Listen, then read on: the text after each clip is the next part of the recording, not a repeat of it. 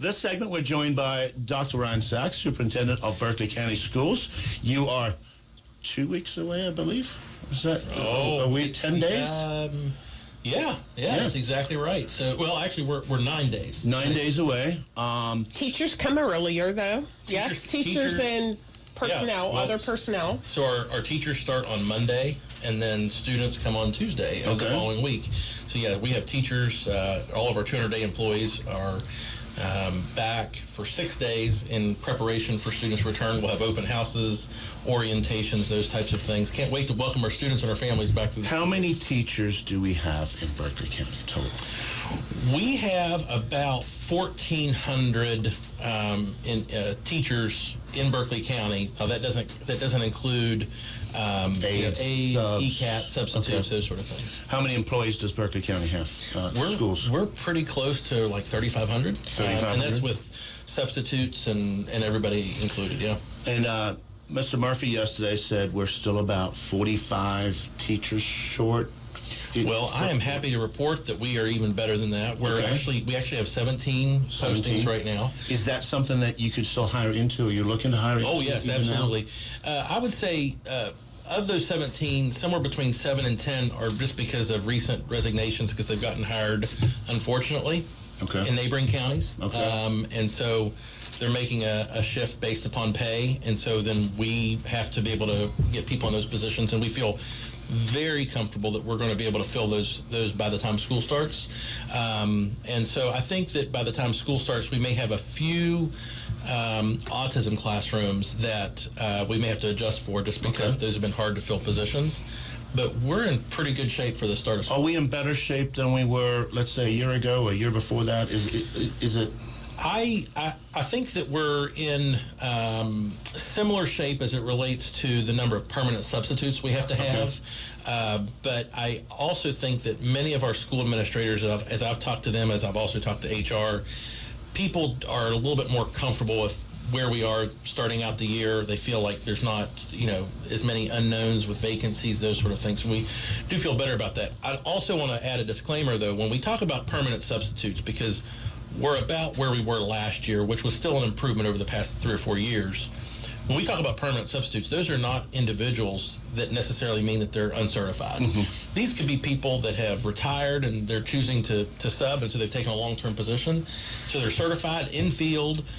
Sometimes they may be certified out of field, but they're an experienced educator or experienced teacher. They know where to get the resources to be able to help those the students, especially in the content that they're instructing. So I want to clarify that just because we say permanent sub does not mean uncertified or unqualified. Okay. Mr. Stubblefield. Yeah, good morning, Dr. Saxe. Good to see you again. Good. Great to see you, too. Yeah, yesterday, Chris Andrews, one of the local delegate, was on. He's very much against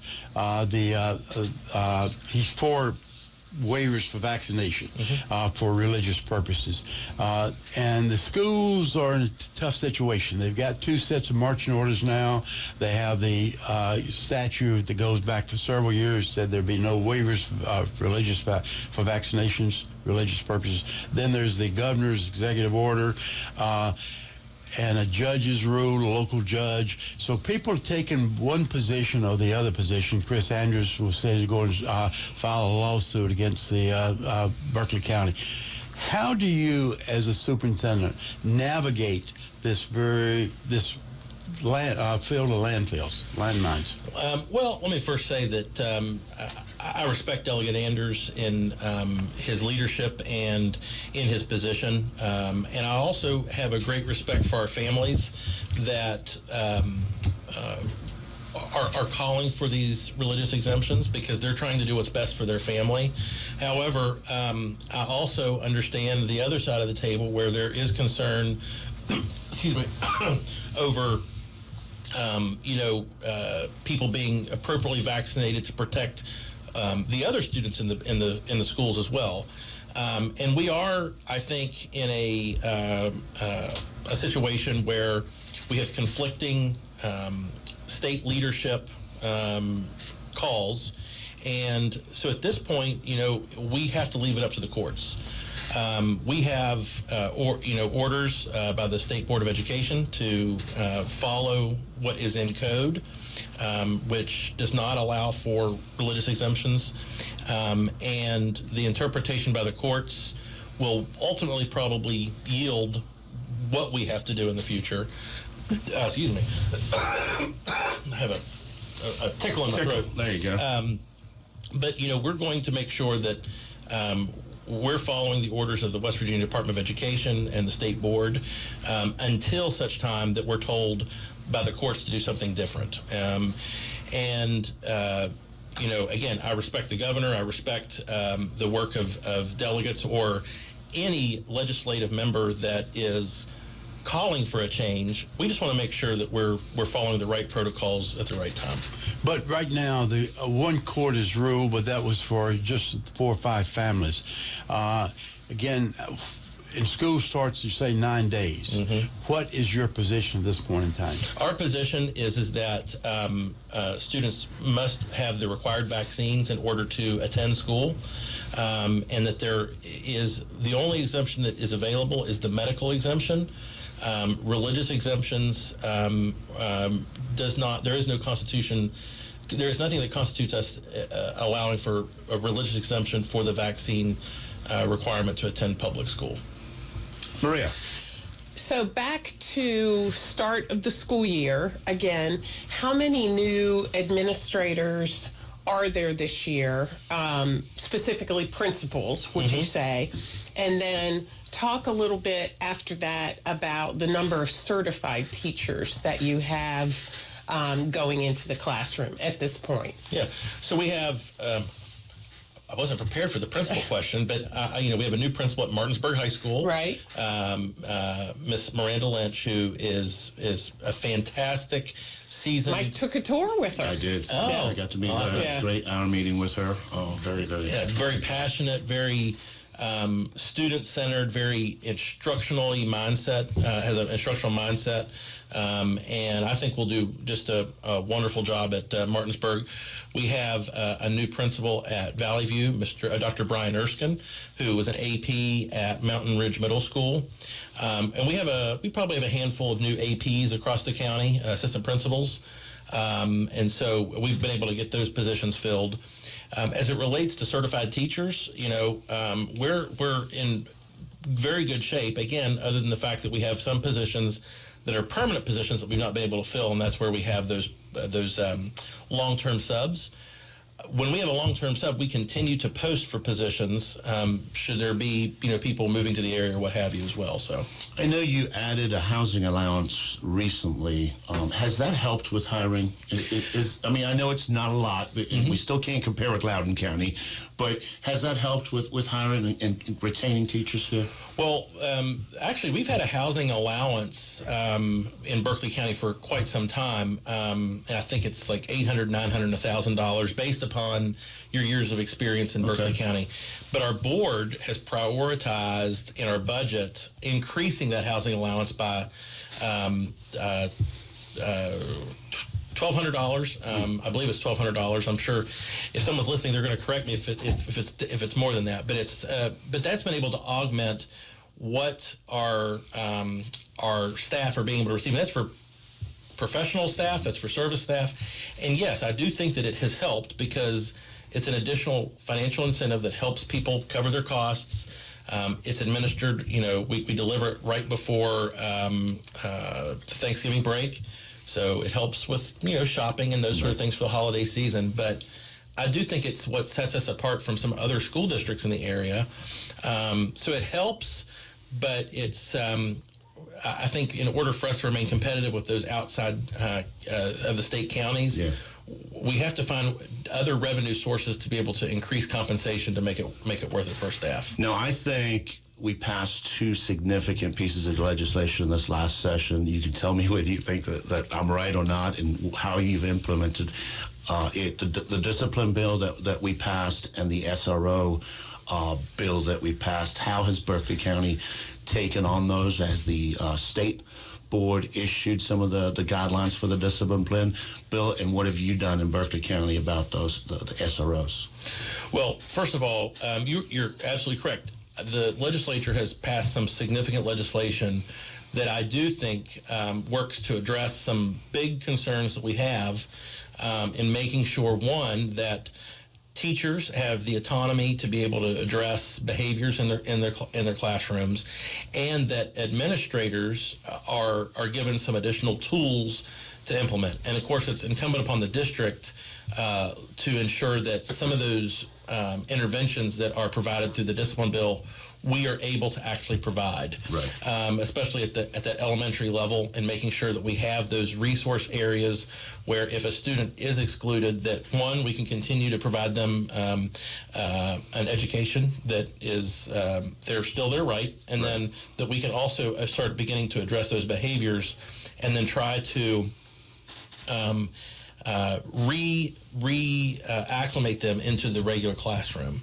And so I think it's a good piece of legislation, although it does require additional funding on the part of the district, which the bill doesn't completely allow for right. or provide, but we're working through those things. Mm-hmm. The same thing with the SRO bill. I think the SRO bill I'm so excited that finally gave us the ability to have retired law enforcement officers, to hire them and to have them carry a weapon to neutralize a direct threat to our students or our staff at our schools. And Berkeley County was really, I'll be honest with you, at the forefront of making sure that we were putting those safety measures in place by instituting the safety officers at the middle school. We actually, again, the board, supported our call to increase the number of school safety officers in Berkeley County. So we added 3 additional ones. So now we're going to be able to have safety officers that are providing support at the intermediate level. So currently, starting out the school year, we're going to have a school resource officer that is employed by either the city of Martinsburg or the sheriff's department at all of our high schools. We'll have Berkeley County safety officers, again, that have the ability to neutralize a threat and to keep schools safe at every single middle school. And then we're starting to add those safety officers at the intermediate and intermediate level. So we're hiring 3 that will start to, they'll provide coverage at, for example, 2 intermediate schools. Right. And the goal is to continue to add until we get all the way down to the primary schools as well. So, again, these are things that we have to prioritize in our budget because there's not any state allocation for safety personnel. Right. But for us, it is such a priority that we have to invest in that. So we're funding, like I said, 9 safety officers in Berkeley County schools at the middle school and primary level. And then we fund and employ the officers from the city of Martinsburg and the sheriff's department at the high schools. So how does that, explain how that works? So they're actually employees of the sheriff's department and Martinsburg City Police, yeah. And you contract give with them funding? Okay. At the high school level. Sense. That's how it works. Okay. But the school safety officers are employed by Berkeley County That is schools. correct. Yeah. Got it. Yeah, shifting gears, and it's going to be kind of a broad, encompassing, futuristic look as opposed to right now. 2 things. One, the Department of Education will probably be eliminated if it's not already eliminated. You're talking about the U.S. Department of Education? U.S. Department of Education, yeah. Unless you're telling me something I haven't. No. Oh, that's coming. That's coming, Dr. Saxe. I'm just kidding. Yeah. And the question is that it has going to impact the schools. But a related question is, I think it's in Phoenix, where they're going to be closing approximately 1/3 of the schools because so much of the money has gone to alternative education, the Hope Scholarship, the Teaching Home and the like. So the schools are literally closed. Looking ahead, first the Department of Education, do you see any impact of how the money may be distributed, or is it going to be kind of benign to us? Well, what I'm getting ready to say might not be popular, but I actually think that the work of the federal government around what's going on with the U.S. Department of Education is probably a step in the right move. Okay. And the reason is that there is a lot of federal bureaucracy around education that ties the hands of the local school districts and sometimes even the state. So I think that being able to issue, let's just say, sort of like block grants to the state to, of course, I would love it to be block grants to the LEA, but my guess is it'll probably be block grants to the state, and then the state determines exactly how those funds will need to be equitably disseminated to the public schools and then any other private or parochial school that is entitled to a certain level of funding based upon the populations they serve. I actually think it's probably a step in the right direction if done appropriately and if done, correctly. I think there's a lot of questions that still have to be answered, and I think some of those things have yet to be fleshed out. But I do think in the long run that it's going to allow for greater flexibility of those federal allocations. I also think that one of the things that the federal government has yet to do is to fully fund IDEA, and that is the funding that funds special education services across our LEAs. You've used a couple of acronyms, IDEA and LEA. Okay. I'm sorry, the LEA is the local education agency. That is the local school district. Okay. Yep. And IDEA is the federal law that surrounds special education. Okay. And so, as a public school district, we have some students that, as a public school system, we have to be able to serve, but their needs, based upon their disability or situation, far exceeds the resources that even we can provide. Yeah. And so a lot of times those individuals have to go to out-of-state placements that the public school district still has to provide. We have to pay for it. I'll give you an example.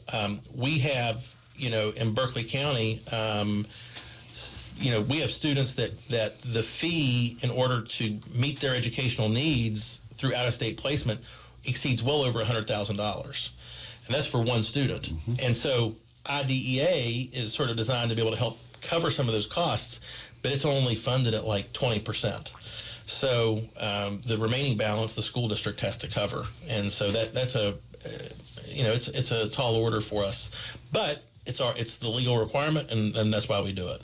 So I understand that you don't necessarily have a sense of numbers until October, whatever it is, but do you anticipate, with all of the alternative methods of funding, as Bill alluded to, HOPE, that kind of thing, that your numbers are going to remain the same? Are they going to increase? Are they going to decrease? Do you mean enrollment? Enrollment.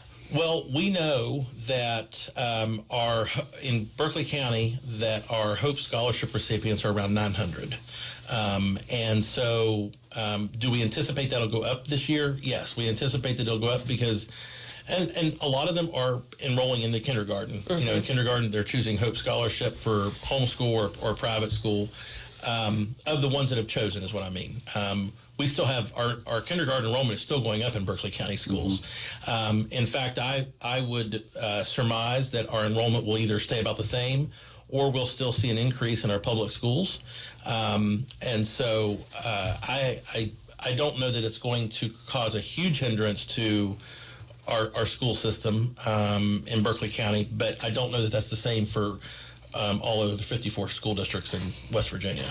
Got it. Would it help you as a local superintendent of a local board if you knew what you were going to be funded before the school year started? Well, even though you do kind of know. Well, it is a year in the rears. Yes. So so you're based on last October that is for correct. This year, correct? Yep. So when we go through budgeting season, we know, and we're given final numbers as to what to expect from the state.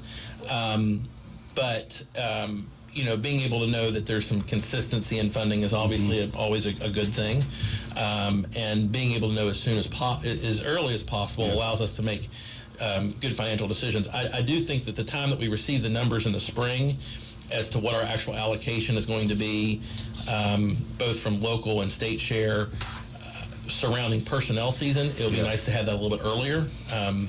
How did the cuts in some of the title programs at the federal level, how did that affect Berkeley County? Because obviously you've been through the year, but they have cut some significant direct funding to the local boards. What was that number that affected Berkeley County?